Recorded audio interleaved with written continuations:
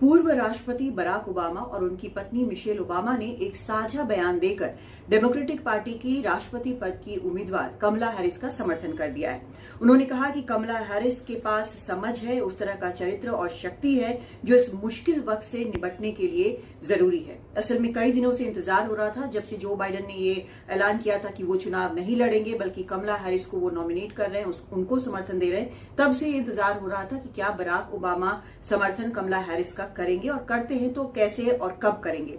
तो अब उन्होंने एक साझा बयान अपनी पत्नी के साथ देकर इसका समर्थन कर दिया है। ये इसलिए भी अहम है क्योंकि कई जो खबरें हैं वो ऐसी भी चल रही थी कि मिशेल ओबामा जो हैं वो उम्मीदवारी अपनी डिक्लेयर कर सकती हैं, लेकिन ऐसा हुआ नहीं है और अब दोनों ने, बराक ओबामा और मिशेल ओबामा ने कमला हैरिस को समर्थन कर दिया है।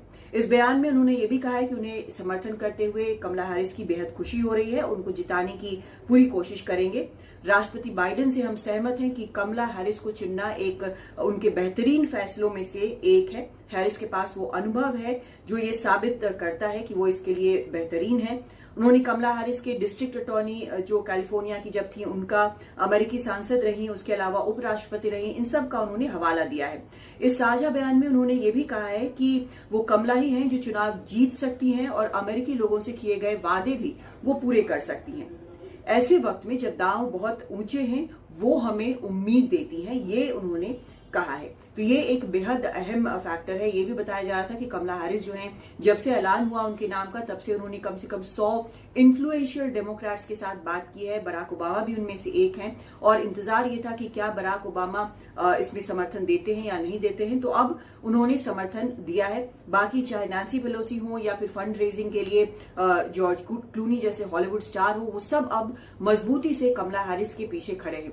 तो न सिर्फ फंडिंग बल्कि प्रभावशाली जितने डेमोक्रेट्स हैं वो डेलीगेट्स जो डेमोक्रेटिक पार्टी को वोट देंगे, उनको वोट देंगे, वो बड़ी संख्या में उनके पास है। तो एक तरह से हर वो चीज इस वक्त कमला हैरिस के पास है जो उनको मदद करेगी चुनाव जिताने में।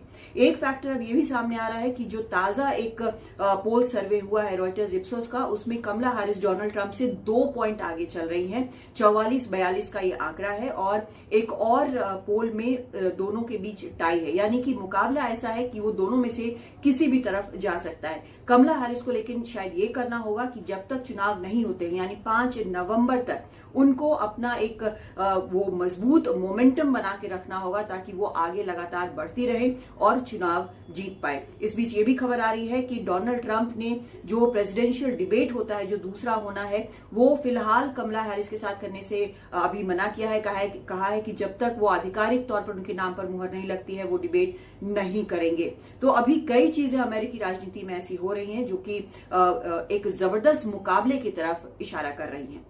दिल्ली से कादम्बिनी शर्मा, एनडीटीवी इंडिया।